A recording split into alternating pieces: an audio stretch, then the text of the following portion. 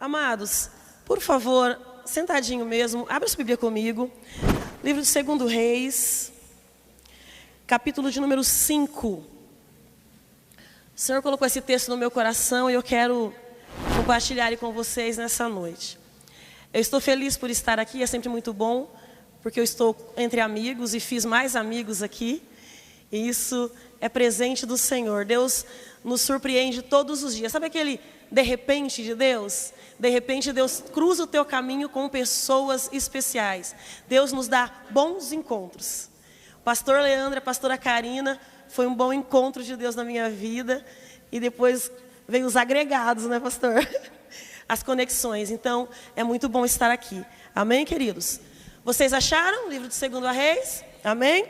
O verso de número 1, ele diz assim: Naamã, comandante do exército do rei da Síria, era muito respeitado e honrado pelo seu senhor, pois, por meio dele, o Senhor dera vitória à Síria. Mas esse grande guerreiro ficou leproso. Amém? Só até aqui.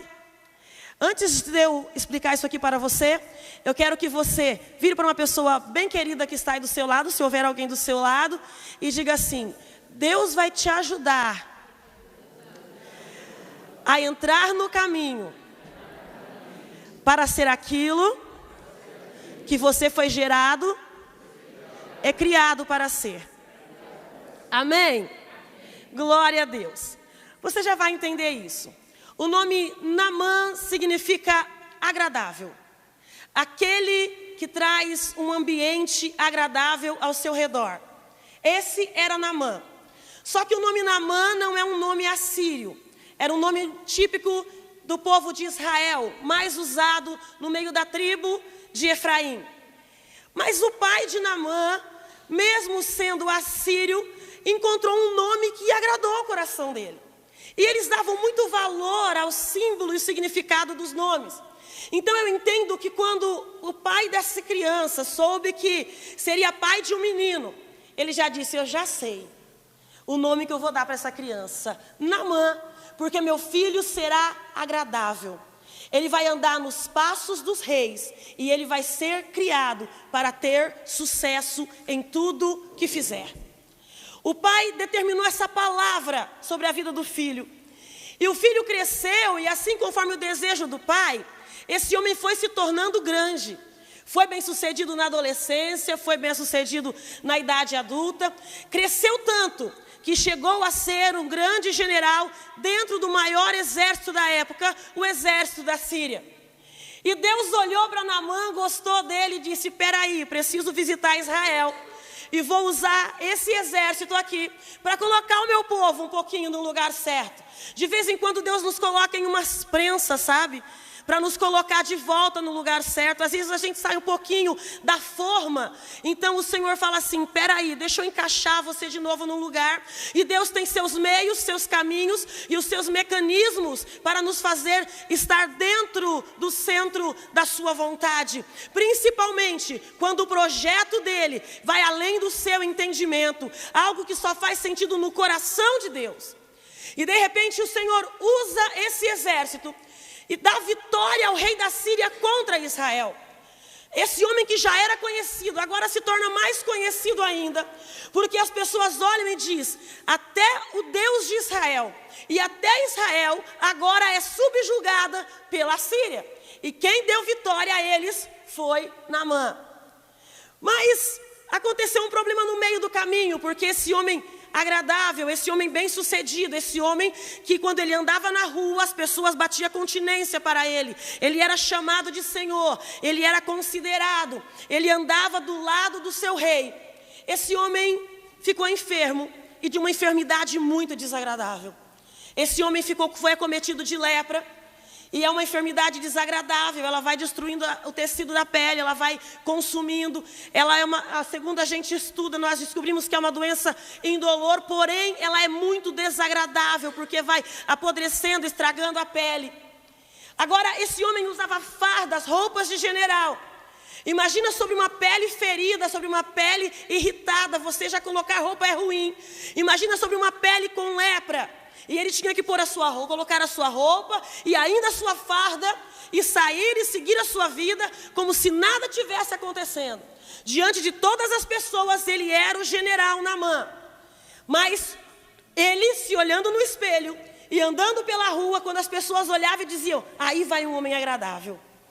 A vida desse homem é muito boa. Esse homem é bem sucedido. Que homem bonito. A mulher desse homem é muito feliz. Quando viam a mulher de Naamã, diziam: que bom, ela é casada com um homem agradável. Porém, tanto ela como Naamã sabiam que não era verdade. Porque lepra é algo que queremos esconder. Mesmo que comece pequenininho, é algo que incomoda tanto. É algo que ocupa tanto espaço no nosso corpo, que queremos esconder. E era isso que Naamã fazia.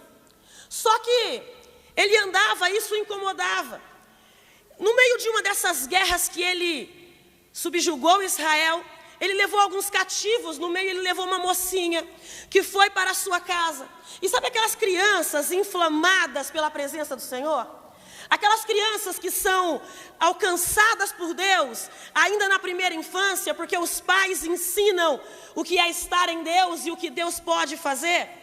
E o coração de uma criança, ele é puro e ele busca Deus na sua essência.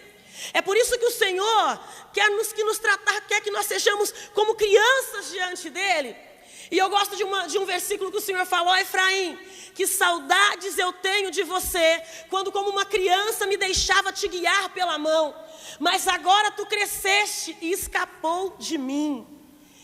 E essa mocinha vai trabalhar na casa do general, como escrava. Só que a lepra de Naamã não conseguiu contaminar o coração dessa moça, mas a fé que ela tinha e a compaixão dela conseguiu atingir o coração de Naamã.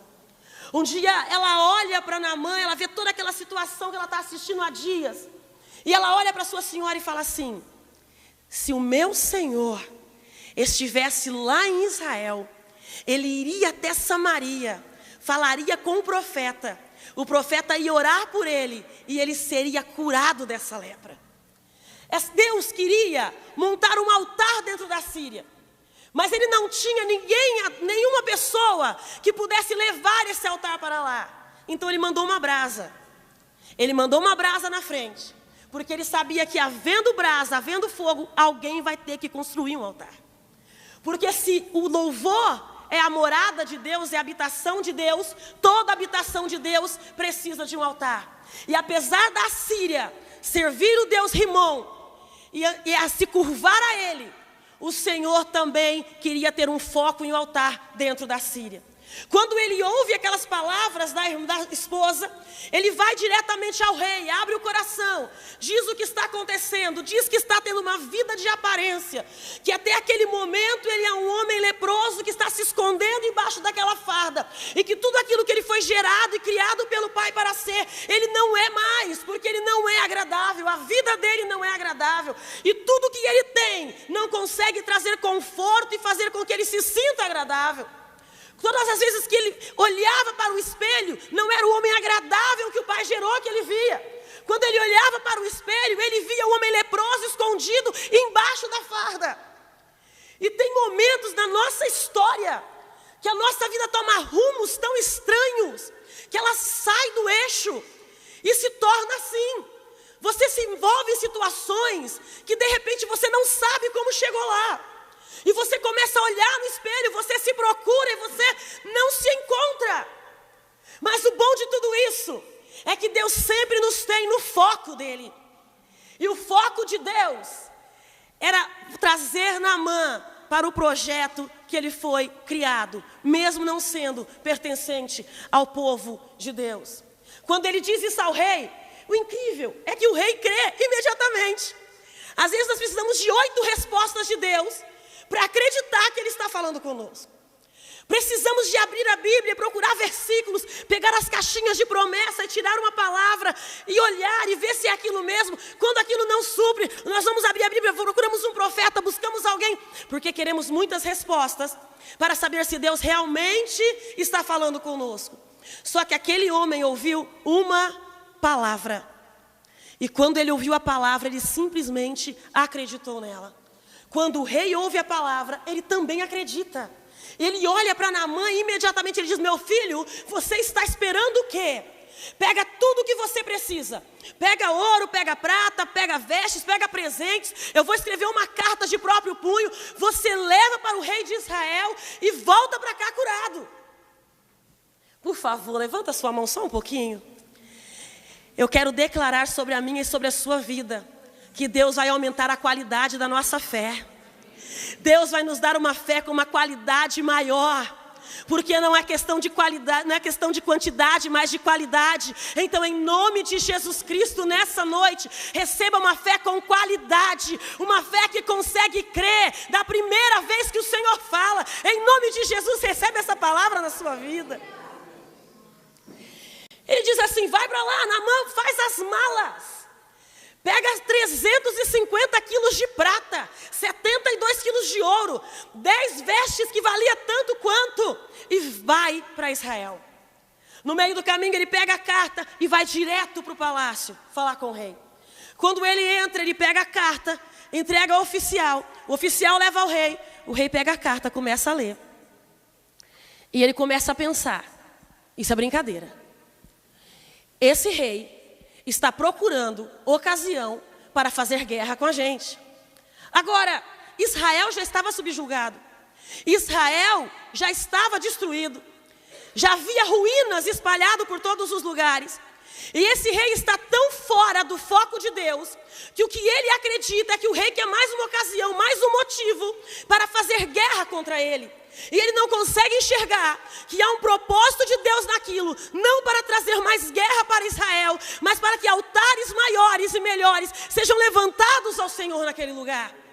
E até dentro da Síria, o que esse homem faz? Ele rasga suas vestes, se joga no chão e começa a gritar. Gente, eu olho para essa cena todas as vezes que eu leio esse texto, e eu fico imaginando um negócio, porque a minha mente ela é meio criativa. E eu fico imaginando Naamã, olhando para esse homem seminu, jogado no chão, rasgando a roupa e dizendo: esse rei está pensando que eu sou Deus para curar alguém da lepra? Se ele estivesse no centro da vontade de Deus, ele estaria de joelhos dizendo: Deus, que bom, o Senhor mandou um enfermo para ser curado nas minhas terras. Dentro da minha gestão vai haver um milagre. Mas ele não consegue ver isso. Ele só consegue observar o lado negativo e aquilo que ele não pode realizar. E ele se joga no chão, começa a rasgar as roupas e escandalizar o nome de Deus. Gente, de vez em quando, nós temos umas coisas assim acontecendo, não é? Um tempo desses eu estava atravessando o trânsito com uma amiga e alguém que nós conhecíamos foi fechado no trânsito.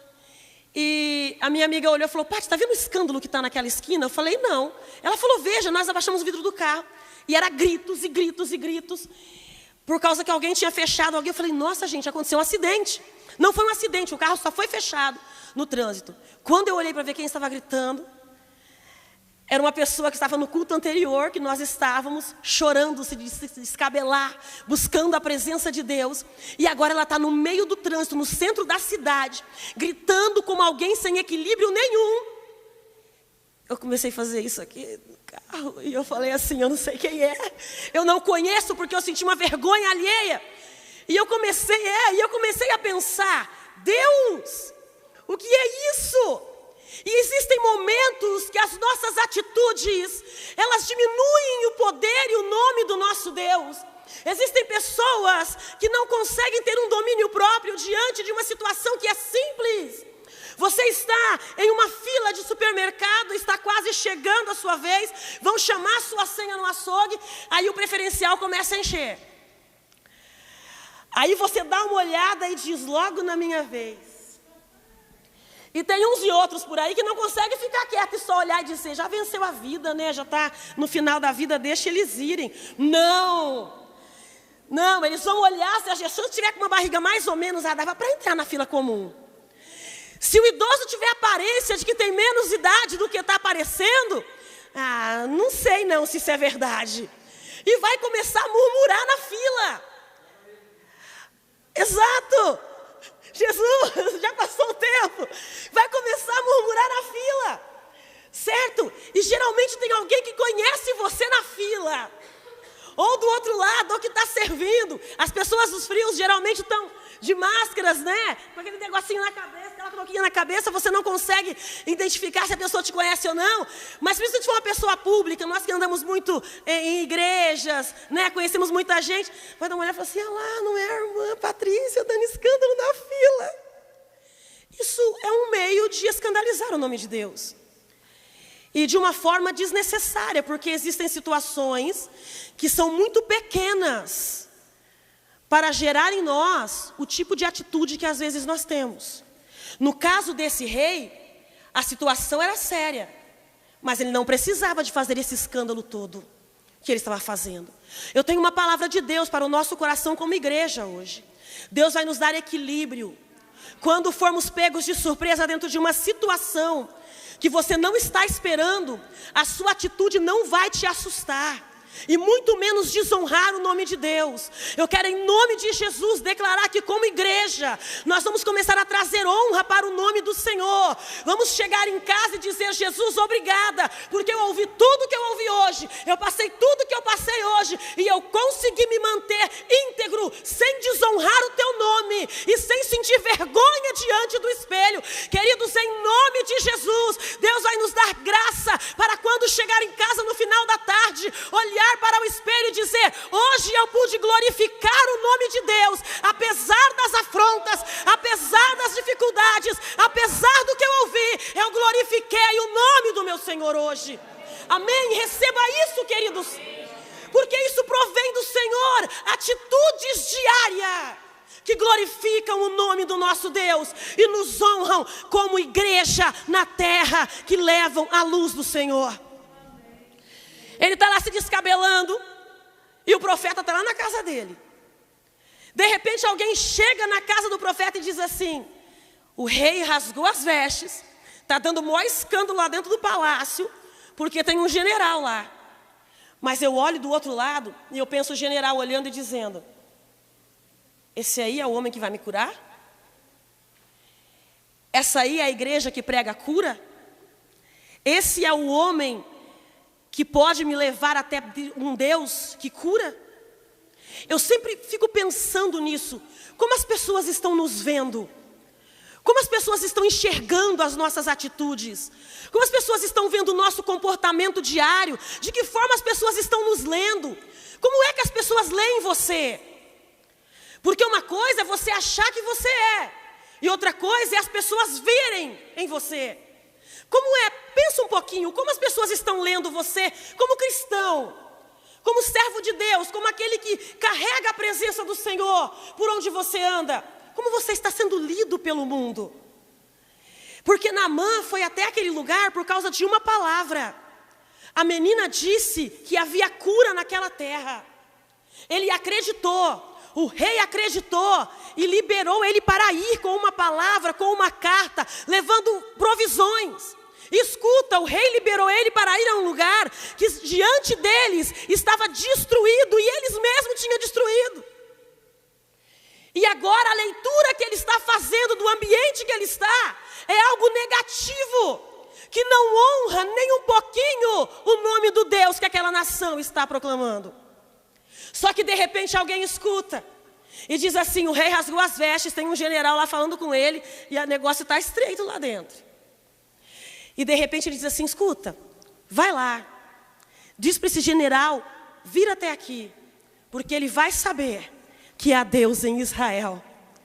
Sabe por que eu glorifico a Deus? Porque Deus sempre levanta alguém que vai brilhar mais do que as trevas, que vai brilhar mais do que a escuridão, que vai ter uma coragem, que vai passar por cima dos covardes, e aqueles que estão simplesmente se entregando e dizendo, ai, não vale a pena me expor, não vale a pena entrar nisso. Deus sempre tem 300 que vão permanecer de pé, quando alguns desistem, quando os covardes voltam, quando os medrosos abandonam as armas, o Senhor levanta punhos, que tem coragem de erguer a espada e dizer, ainda tem Deus em Israel. E eu quero ser voz profética hoje para declarar que você será um dos punhos que vai se levantar com espada nas mãos e com voz profética para dizer, ainda que haja ruína ao nosso redor, há Deus em Israel. Oh, aleluia! Agora a situação era muito interessante, Porque o profeta estava em uma casa no alto dentro de Samaria. E lembra, a Síria subjugou Israel. Vamos usar uma linguagem bem simples aqui. Subjugar e estar embaixo de um jugo, certo? Vamos supor que uma pessoa vence a outra e coloca os pés no pescoço dela. Ela já está humilhada, mas aí ela coloca o pé no pescoço e força essa pessoa a ficar com o rosto no chão. Tá? A Síria estava com os pés no pescoço de Israel e forçando Israel a ficar com o rosto no chão, em sinal de ruína, humilhação e flagelo. Agora, o general que provocou tudo isso está entrando na terra destruída, buscando cura para a sua enfermidade e buscando dignidade para a sua desonra pessoal.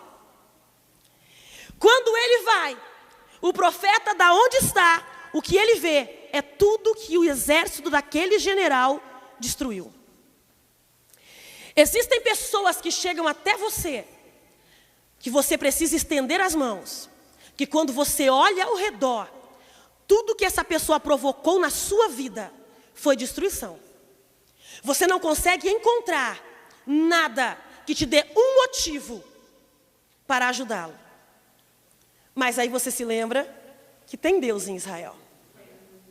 E que não é a sua vontade, nem o seu orgulho que tem que imperar, mas o nome daquele que você está servindo e está levando, que tem que ser glorificado e precisa estar acima do teu orgulho.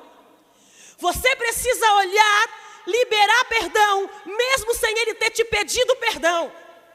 Existem momentos na minha e na sua vida que nós vamos ter que nos levantar e guerrear do lado de pessoas que até semanas atrás, dias atrás, pegou em pedras para acabar com a sua vida.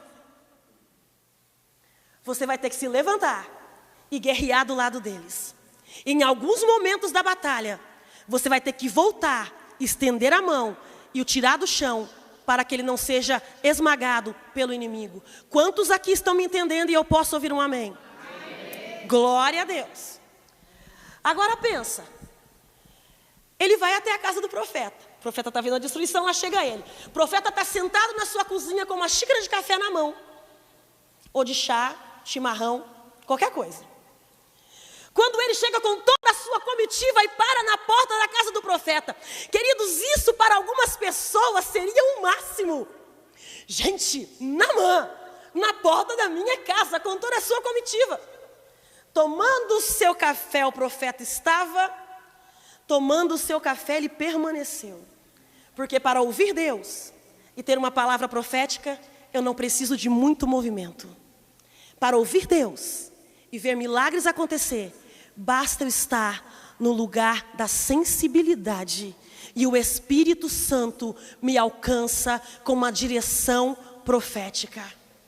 Geazi, todo empolgado e deslumbrado, entra correndo e diz: Naamã está aí. Naamã está aí com uma comitiva. Eu nunca vi carro tão lindo. E tem umas sacolas do lado do jumento. Tenho certeza que tem ouro lá dentro. Porque tem gente que só vê os bens que vem com o outro. Não é assim? Ele nem se lembra das outras coisas. Ele lembra do que o outro está trazendo. E o profeta diz: que bom. O que eu digo? Vai lá e diz a ele e tomar um banho no Jordão. Tomar banho no Jordão? É só entrar nas águas 7 vezes. Vai ficar completamente curado. Geazi dá uma pensada, porque eu pensaria, antes de voltar com uma resposta dessa. Dentro da Síria, os rios da Síria, chamados de cristalinos e rios de ouro, de tão limpos que era. Jordão, lama, Tietê quase. Naamã, general, com a espada na cintura. O profeta disse assim: peraí, não vai... Então, não dá para ele sair agora. Está fazendo o quê? Tomando café. Não vai saber me atender? Não, está ocupado. Está no meio da xícara de café, acabou de sair, ele não pode deixar de esfriar. Não vai me atender? Não, mas ele mandou dar uma resposta para o senhor. Desce no Jordão. Jordão significa aquele que desce. Ele falou para o senhor ir no Jordão, mergulhar 7 vezes e vai ficar curado. Geazi deve ter mudado de cor umas 500 vezes. Ficou parecendo um arco-íris. Voltou para trás, ficou do lado de dentro do portão. Naamã deu uma olhada e falou, tá de brincadeira com a minha cara. Ele nem saiu para me visitar. Os meninos, não, Senhor, vamos ali ver o Jordão, vamos ver o que está acontecendo no Jordão. Eles descem até o Jordão. Quando ele olha o Jordão, ele fala, não, tá de brincadeira. Na Síria tem rio mais limpo do que isso aqui. Os meninos, ele fala assim, gente, que falta de honra. Que falta de consideração. Não saiu para me ver. Eu pensei que ele ia vir, levantar as mãos, orar ao Deus dos céus, e Deus viria e me curaria dessa lepra, ele ia pôr as mãos sobre mim. Agora ele diz, me manda descer o Jordão. Eu não vou entrar nessas águas. Escuta, os pés da Síria estão no pescoço de Israel. Naamã já sabia que descendo o Jordão, os pés de Deus estariam no pescoço dele. Agora ele fala, se eu descer, eu vou estar embaixo dos pés do Deus de Israel. E aí o orgulho começa a bater muito forte. Mas o mesmo Deus que usou a brasinha lá dentro da Síria, embora não tivesse um altar, havia uma brasa, que era aquela escravinha lá que estava, é o mesmo Deus que vai usar os moços que estão com ele, os oficiais que estão com ele, e dizer, Senhor, o profeta deu uma palavra. Entre o que custa? Se ele tivesse pedido uma coisa muito séria, o Senhor ia fazer. Mas agora ele só está dizendo, entra no Jordão e toma banho. Faz isso, Senhor. Sabe por que eu louvo a Deus? Porque sempre tem um menino incentivador perto da gente. Sempre tem uma menina para incentivar. Deus sempre vai levantar alguém com coração incentivador, que vai incentivar o ministério. No momento que você diz, não dá mais, acabou para mim, morreu, já chega. Está tudo estragado, a minha vida vai ser isso para sempre. O Senhor sempre levanta alguém, um novo convertido, alguém que está chegando cheio de fogo no coração. Ainda não tem luz o suficiente na mente como alguns que já aprenderam, mas o coração está ardendo. Ainda não tem um altar, mas tem uma brasa. Se tem uma brasa, Deus vai levantar um altar. Eles dão uma olhada para os meninos e dizem assim, né? E ele entra nas águas. Primeira, segunda, terceira, quarta vez, ele tinha que mergulhar e sair. Deus é tão... Gente, Deus é muito legal, não é? Deus é demais. Eu gosto muito de Deus. Porque ele podia ter dito para o Naamã só entrar nas águas e pronto, já ficou sujo o suficiente com as águas do Jordão. Mas não, você entra, sai, entra de novo e sai. Deus queria que ele fizesse a posição de descer e subir. Descer e subir. Sabe quando alguém está se afogando? Que a pessoa perde o domínio, o controle, a pessoa perde o equilíbrio mental. Então ela fica desesperada querendo se agarrar em alguma coisa. O que acontece quando ela perde as forças? Ela começa a descer e subir. Deus queria mostrar a Naamã que ele estava perdendo todas as forças que ele tinha contra Israel, e principalmente, ele não tinha poder nenhum sobre o Deus de Israel. E ele só venceu Israel porque Deus permitiu. Existem coisas na sua e na minha vida que só estão acontecendo porque Deus está permitindo. Mas Deus está dizendo a alguém aqui, eu ainda estou no controle de toda a situação. Eu ainda estou no controle. Você olha, mas eu estou daqui de cima. E a minha visão é aérea das coisas. Eu sei o que eu estou vendo e o que eu estou fazendo. Repete comigo, Deus sabe o que Ele está fazendo. Quando Ele levanta das águas pela última vez, o texto vai dizer que a sua pele estava limpa como a pele de uma criança. A Bíblia, ela tem muitas palavras para limpeza, para quando limpas de uma lepra. Ficou limpo, ficou purificado. Agora, para Naamã, ele diz, a pele de Naamã ficou como a pele de uma criança. Por quê? Porque Naamã era um general de guerra. Naamã tinha lepra, mas ele tinha muitas cicatrizes de guerra. Quando ele entrou nas águas, Deus não curou Naamã apenas da lepra. Deus tirou as cicatrizes de guerra.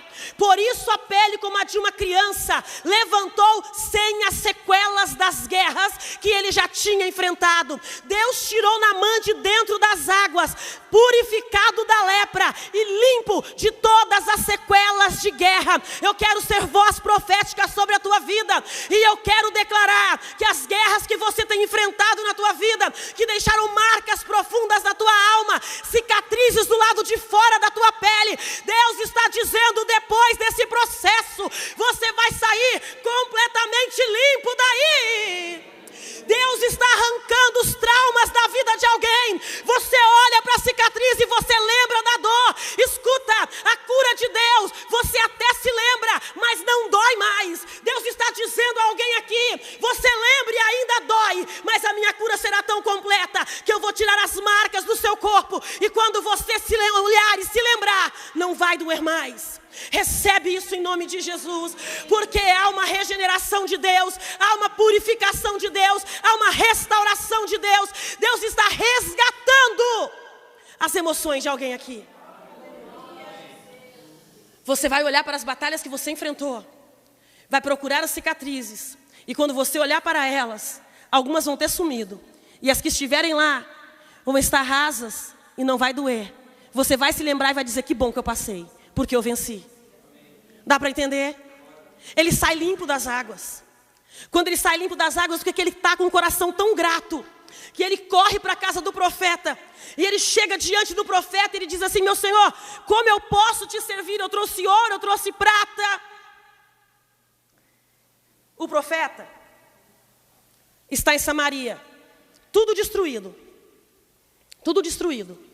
Naamã tinha 350 quilos de prata com ele, 72 quilos de ouro e ainda algumas vestes valorosas. No capítulo 16, 1 Reis, o rei Uri vai começar a reinar e ele compra todos os picos de Samaria por 70 quilos de prata. Naamã está oferecendo ao profeta 280 quilos de prata a mais do que todos os picos de Samaria custaram ao rei de Israel. As cidades estão destruídas. O profeta poderia ter olhado e dito assim, vou reconstruir a cidade. Eu pego esse ouro, pego essa prata, reconstruo a cidade. Mas não havia uma palavra de Deus para isso. Tem coisas que parece que é lucro, mas não é. Sabe por que o profeta não aceitou? Ele olhou para a mãe e disse, não quero nada. Porque ele sabia que ele estaria vendendo a autoridade profética. E a autoridade profética não se vende, não se troca. Porque a autoridade profética traz ouro e prata, mas ouro e prata não compra a autoridade profética. Ele sabia que se ele se vendesse, que se ele aceitasse, mesmo que com uma boa intenção, vou reconstruir a cidade, Deus não estaria no negócio, porque Deus ainda não tinha o momento para a cidade ser reconstruída. Ele teve sensibilidade para entender que apesar das ofertas serem grandes, não era o tempo de Deus. E no nome de Jesus Cristo, Deus vai te dar discernimento, sabedoria, sensibilidade para entender quando a oferta for de Deus e vier da mão de Deus. Porque eu entendo uma coisa, a boca de Deus promete e a mão dele entrega. Deu para entender? Ele olha para Naamã e diz assim, meu filho, você é muito agradável, agora está bonitinho, não tem nem cicatriz de guerra mais.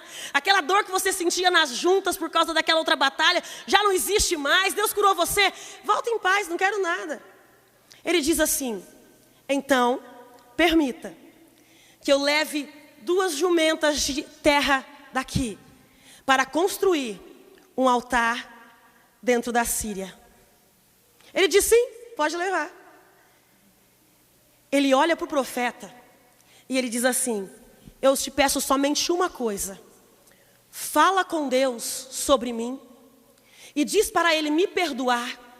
Porque eu vou ter que entrar dentro do templo do rei, dentro do templo de Rimon. Porque o meu rei se encosta no meu braço. E quando ele se ajoelha, eu tenho que me ajoelhar com ele.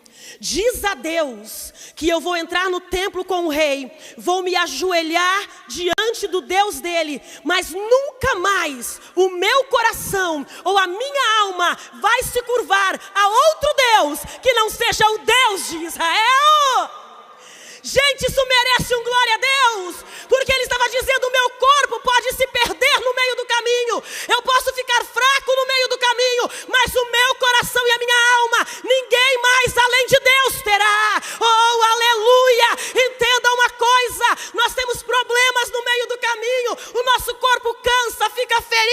O nosso coração às vezes sangra, mas se Deus tiver o teu coração e a tua alma, não importa por que caminho você ande, por onde você vá, Deus sempre vai saber aonde está o altar, para onde você vai voltar.